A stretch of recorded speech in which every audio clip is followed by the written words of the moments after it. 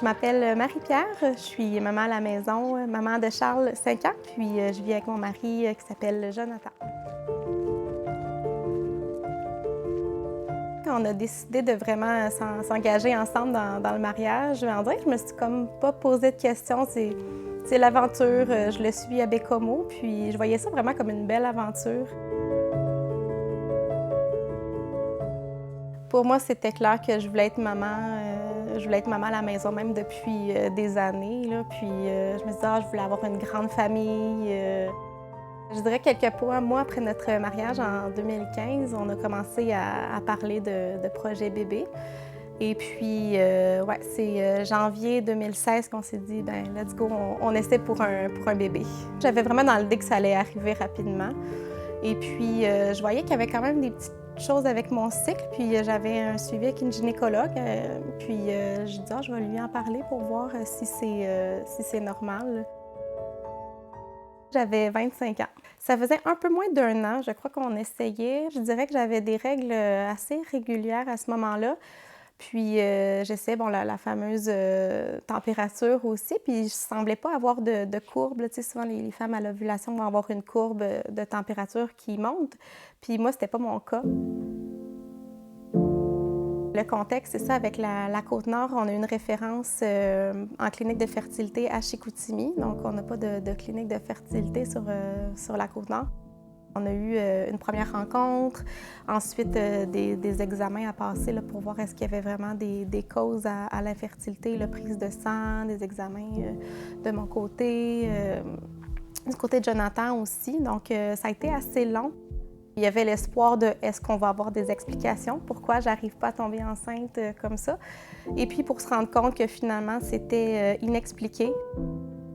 Comme ça faisait environ 2 ans, là, on nous a dit on vous suggère quand même de commencer des traitements là, qui étaient un traitement hormonal, puis des inséminations aussi. Moi, je faisais des tests à la maison, puis aussitôt qu'on avait un positif, il fallait aller à Chicoutimi le soir même pour avoir une insémination le lendemain matin. Au mois d'août 2019, on a réussi à avoir notre première insémination. C'était, je dirais, toutes sortes d'émotions, parce que là, c'est l'excitation il y a plus d'espoir, mais aussi le stress de, là, justement, il y a plus d'espoir, plus de chance, on va dire. Donc là, je me dis, l'attente va être difficile après, là. Ouais. C'est vraiment spécial parce que je suis tombée sur ce texte-là que j'avais écrit un peu pour le futur bébé quand on était dans nos démarches en fertilité. Ce livre sera peut-être un jour lu par toi. Ce sera tous les hauts et les bas de cette aventure qui a commencé il y a déjà 3 ans. Les petites joies comme un test d'ovulation positif et les échecs comme notre première insémination. Peut-être que tu ne le liras jamais. Peut-être que le jour où tu viendras, ce sera d'une façon inattendue. Malgré les jours difficiles, les incompréhensions et l'attente, je veux continuer de faire confiance en Dieu, sachant qu'il veut notre bien, qu'il prend soin de nous et qu'il fait toutes choses bonnes en son temps. La première n'a pas fonctionné. C'est sûr que ça a été un coup dur cette fois-là. Deuxième insémination, ça n'a pas fonctionné non plus. Donc là, c'était décourageant un petit peu, là, je dirais, mais on essaie quand même de ne pas être trop démoli de tout ça à chaque fois, là, mais de garder espoir, puis que chaque chose arrive en son temps, fait que c'est correct là, de garder espoir à travers tout ça. Là.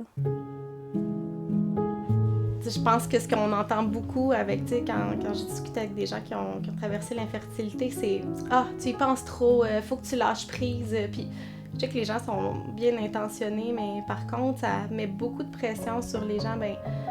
C'est de ma faute si ça fonctionne pas. Puis c'est pas simple d'arrêter d'y penser parce que tous les mois, nos règles arrivent et nous rappellent que ça a pas fonctionné. Puis ce que je dirais, c'est que les gens puissent écouter avec une grande oreille, puis pas commencer à donner plein de conseils. Ma belle-sœur a fait ci, ça a marché, ma cousine ci. Je pense que vraiment, ce qu'on a besoin, c'est de se sentir validé dans nos émotions, de se sentir écouté sans jugement. Janvier 2020, on se préparait pour avoir la 3e insémination. Et puis, j'ai du retard. Dès mes premiers jours de retard, on dirait que c'est comme...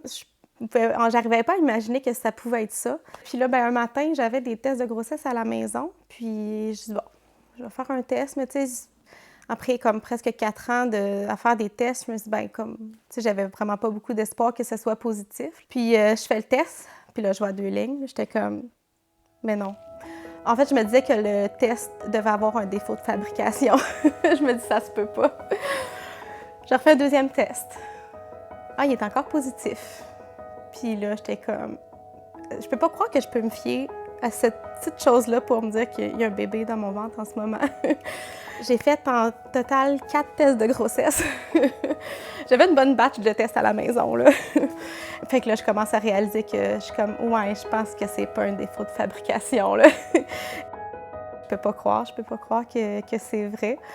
Puis je vais voir Jonathan, que je suis comme « Mon chéri, j'ai du retard, puis je viens de faire un test positif. » Et mon chéri, qui est d'un calme absolu, qui dit « c'est une bonne nouvelle, ça! » C'est certain que, j'avais entendu beaucoup d'histoires de fausses couches autour de moi. C'est quelque chose que j'étais quand même consciente. Puis j'avais tellement peur de le perdre. On dirait que c'était trop beau pour être vrai. Je l'ai tellement attendu, j'ai dit ça va mal finir. Puis là est venu le moment de la première échographie. Puis là, de voir le petit cœur qui bat, puis de le voir qui est bien là, c'est sûr qu'il y avait beaucoup d'émotions. Ça rendait ça un petit peu plus concret. Là. Arrivée à l'hôpital, j'étais dilatée à 8. Ça a été super rapide là, comme accouchement, un super bel accouchement. Là. Je peux pas rien dire. Là. J'attendais tellement depuis toutes ces années-là, cette fameuse rencontre-là. Puis je le trouvais tellement beau. Je m'attendais à avoir le coup de foudre total parce que c'est ça, je m'étais imaginé ce moment-là pendant tellement des années. Puis je le trouve beau, je suis contente. Mais c'est comme s'il y a un détachement un peu de... Je réalise pas qu'est-ce qui se passe. C'est qui ce nouvel être humain-là qu'ils ont mis sur moi tout d'un coup? Je m'attendais à ce que ça soit les larmes, le coup de foudre total, puis ça n'a pas été ça tout à fait. Fait que ça a été un peu un choc, je dirais, de vivre ça comme ça, là, vu qu'il était tellement attendu. Là. La période postpartum n'a pas été facile. Puis c'est quelque chose que j'ai eu vraiment à cœur à dire aux couples, aux parents qui vivent avec l'infertilité. Je m'étais mis les attentes vraiment très hautes parce que je me suis dit, j'ai toujours été très maternelle. J'attends cet enfant-là depuis des années. C'est sûr que ça va être parfait. Et puis, je pensais que l'instinct maternel allait venir toute seule. Puis, on avait un bébé qui pleurait vraiment beaucoup. Pourquoi je le comprends pas? Je devrais savoir. Puis là, j'étais comme, mais c'est pas ça que je pensais que ça allait être, la vie de maman. Je trouvais ça vraiment très difficile. Elle me posait beaucoup de questions. Puis, je peux me sentir incompétente dans ce rôle-là. J'allais partager avec des gens de mon entourage qui ont passé par la fertilité. Ça se peut que ça se passe super bien, l'attachement, puis tout ça, mais ça se peut que ça soit difficile, puis c'est correct. C'est pas qu'on est mauvais parents ou quoi que ce soit, mais ça se peut que ça soit comme ça, puis c'est correct aussi. Je pense que je fais beaucoup le même bon. Yeah! OK, bon, qu'est-ce qui serait de best?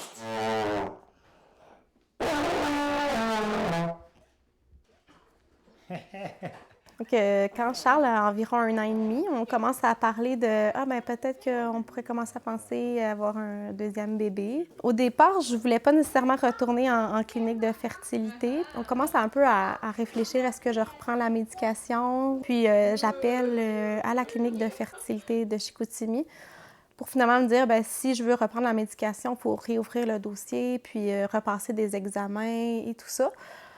Donc, moi, je me dis, bien, OK, peut-être qu'on va avoir des réponses cette fois-ci. Je pense que ça vaut la peine de refaire des examens. Il y a l'âge qui avance aussi. À ce moment-là, j'ai 34 ans. Finalement, on nous dit qu'encore une fois, tout est très, très beau. Ça a été un peu une frustration de « Ah, comme j'avais tellement espoir d'avoir des explications cette fois-là. » Je recommence le traitement hormonal là, que je prends 5 jours par cycle. Et puis, cet été, j'appelle vers le mois de juillet à la clinique de fertilité parce que j'avais une question par rapport à mon cycle. Puis, on se rend compte qu'il y a une échographie qui n'a pas été faite, en fait, puis elle se demande, l'infirmière, pourquoi ça n'a pas été fait. Donc, elle me dit, bon, bien, elle dit peut-être que ce serait bon qu'on passe cette échographie-là. Fait que parfait, il n'y a pas de problème, on se rend à Chicoutimi pour passer l'échographie. Puis moi, je me mets encore en mode, ah, bien, probablement qu'il n'y aura pas d'explication encore une fois, que tout va être très beau. Mais non, surprise, on se rend compte qu'il y a vraiment quelque chose au niveau de mon ovulation, qu'il y a trop de follicules. Donc, ça fait que l'ovulation n'est pas de super bonne qualité. Donc, j'étais un peu surprise pourquoi il n'avait pas fait cette échographie-là avant, mais je ne suis pas tombée dans d'être fâchée quoi que ce soit. Je me dis ça ne sert à rien d'aller là. J'étais juste tellement soulagée d'enfin avoir une explication. Donc, évidemment, ça a été ma question. Est-ce qu'il y a une solution pour ça? C'est quoi les traitements? Puis, nous, on nous recommande quand même de faire les inséminations, mais avec une échographie pour un peu avoir le suivi des follicules pour voir est-ce que le follicule il est assez mature là, pour faire l'insémination. Donc, on a quelque chose d'un peu plus précis que des tests d'ovulation à la maison. Pour l'instant, on n'a pas réussi à faire d'autres inséminations. C'est ça, c'est complexe avec la distance. Il y a un petit peu des fois de frustration. C'est sûr que c'est la vie qu'on a choisi d'être sur la Côte-Nord, mais je trouve que c'est pas facile d'avoir accès aux soins de santé là, en région éloignée. Donc, ça rend ça un peu plus compliqué, là, je dirais. Est-ce qu'on fait le deuil puis on se dit, on a notre petit garçon, on est super reconnaissant. Est-ce qu'on fait le deuil qu'on n'aura pas de deuxième? Je dirais que je suis pas prête à tout arrêter pour l'instant, là, mais j'ai vraiment, c'est ça, comme cet espoir-là d'offrir un petit frère, une petite sœur à Charles. Là. Quand on m'a approchée pour parler d'infertilité, c'est sûr que c'est quelque chose qui me tient super à cœur. Puis c'est un sujet vraiment tabou. Puis il y a tellement de gens qui vivent ça. Au Québec, je pense que c'est un couple sur 6 qui sont confrontés à l'infertilité. Il y a tellement d'inconnus. Jusqu'à quand? Moi, c'était beaucoup ça. Surtout la première fois qu'on l'a vécu avant Charles. Combien de temps encore ça va durer? L'inconnu de est-ce qu'on va finir par être parents? C'était un désir tellement cher pour nous. C'était difficile de voir les autres tomber enceintes, puis de ne pas comprendre, mais pourquoi nous? Puis je me dis, d'un autre côté, il y avait aussi, bien, il y a une raison pourquoi on vit ça. On ne comprend pas tout. Une des choses importantes, c'est de vraiment bien s'entourer là, quand on passe à travers l'infertilité avec des gens qui ont un peu vécu ça. Puis justement, la Maison des familles ont commencé un groupe de soutien en infertilité. Donc, on se retrouve là, un soir de semaine, puis on discute un petit peu de chacune de nos réalités, où est-ce qu'on est rendu aussi. Puis ça fait tellement du bien de « Ah, je sais ce que tu dis, je te comprends tellement, je comprends les émotions que tu vis. » Puis ça fait vraiment du bien de penser qu'on n'est pas toute seule à vivre ça. Là.